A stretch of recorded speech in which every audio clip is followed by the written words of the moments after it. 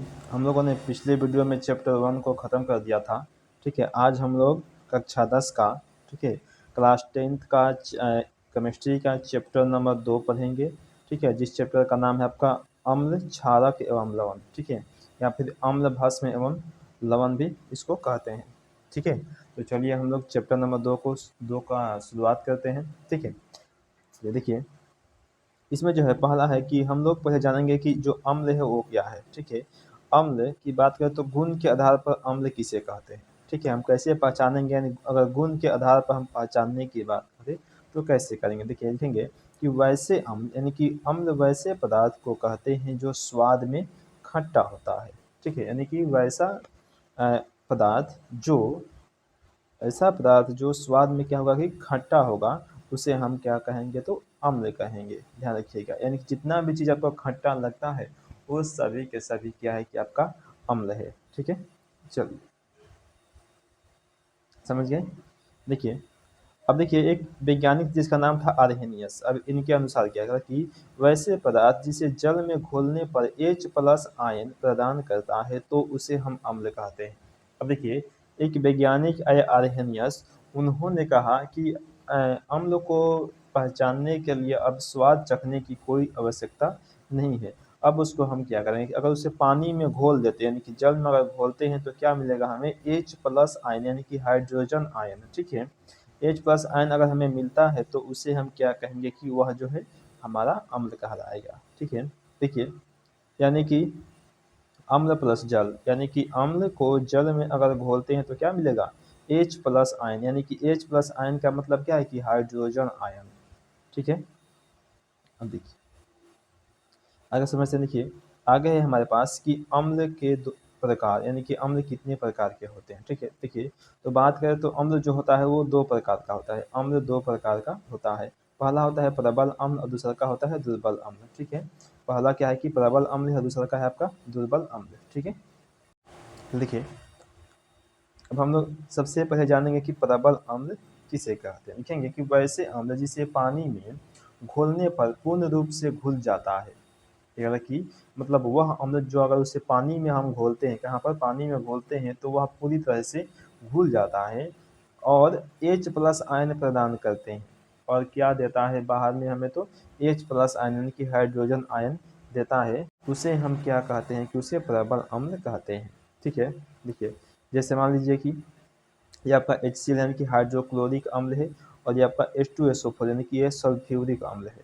ठीक है, ये सभी के सभी क्या है कि प्रबल अम्ल है, HCl और सल्फ्यूरिक अम्ल।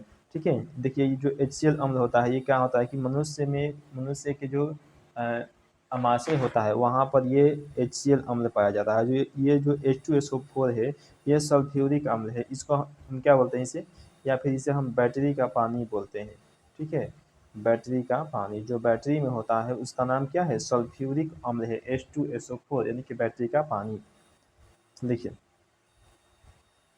आगे हमारे पास है कि दुर्बल अम्ल किसे कहते हैं। क्या है, तो दुर्बल अम्ल किसे कहते हैं, क्योंकि वैसा अम्ल जो पानी में आंशिक रूप से घुलकर H+ आयन प्रदान करता है। देखिए, कि वैसा अम्ल जो पानी में, यानी कि पूरी तरीके से नहीं घुलेगा, लेकिन कुछ उसका अंश जो है घुलेगा, कुछ नहीं घुलेगा, तो उसे ही हम क्या कहेंगे कि वह जो है हमारा दुर्बल अम्ल है। ठीक है, जैसे नाम है CH3COOH। ठीक है, देखिए, अब देखिए बात करते हैं हम विषैले अम्ल का, तो फिनॉल होता है या फिर विस्फोटक अम्ल। ठीक है, जिसका नाम है HNO3। ये सब क्या होता है कि फिनॉल, विस्फोटक अम्ल, ये दोनों के दोनों जो होते हैं वो क्या होते हैं कि विषैले अम्ल होते हैं। आगे आपका संक्षारक अम्ल है। देखिए यहाँ पर ना, संक्षारक अम्ल जो H2SO4 है वो क्या है कि संक्षारक अम्ल है, यानी कि इसको बैटरी का पानी बोलेंगे। इसका नाम है सल्फ्यूरिक अम्ल। क्या नाम है, सल्फ्यूरिक अम्ल। देखिए, खाद बनाने में, विस्फोटक बनाने में, देखिए, और इसका जो उपयोग है वो कहाँ होता है, तो खाद बनाने में होता है और विस्फोटक बनाने में, विस्फोटक यानी कि बम वम बनाने में इसका उपयोग होता है। ठीक है, चलिए देखिए, आगे हम लोग समझते हैं। देखिए, हमारे पास क्षारक है, क्षारक को हम क्या बोलते हैं, भस्म बोलते हैं। क्षारक को ही हम लोग भस्म बोलते हैं। अब हम लोग जानेंगे कि क्षारक किसे कहते हैं, तो गुण के आधार पर परिभाषा, यानी कि क्षारक की परिभाषा हम किसके आधार पर जानेंगे, तो गुण के आधार पर। ठीक है, यानी गुण के आधार पर क्षारक का जो परिभाषा है वो क्या होगा, चलिए देखिए समझते हैं।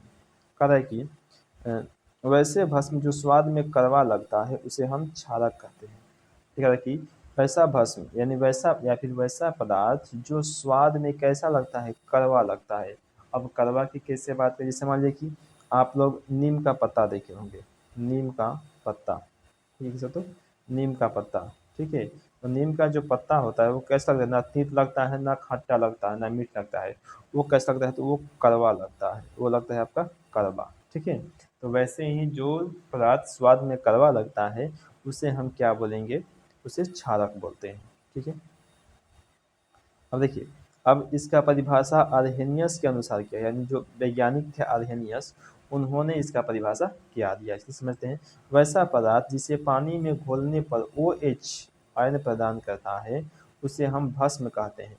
देखिए, अगर H+ आयन प्रदान करेगा तो उसे हम क्या कहेंगे, अम्ल कहेंगे, ठीक है, उसे अम्ल कहेंगे। लेकिन अगर OH- आयन प्रदान करेगा तो उसे क्या कहेंगे, हम लोग भस्म कहते हैं, ठीक है। देखिए, जैसे मान लीजिए कि अगर हम भस्म प्लस जल को घोलते हैं, यानी कि भस्म को जल में घोलते हैं तो क्या मिलेगा, OH-, ठीक है। OH- का है कि हाइड्रो ऑक्साइड आयन, ठीक है। OH+ का मतलब है कि हाइड्रोजन आयन, लेकिन OH- का मतलब है कि हाइड्रो ऑक्साइड आयन, ठीक है। देखिए आगे है आपका कि क्षार, क्या आपका क्षार, वैसे भस्म जो पानी में घुल जाए क्षार कहलाता है।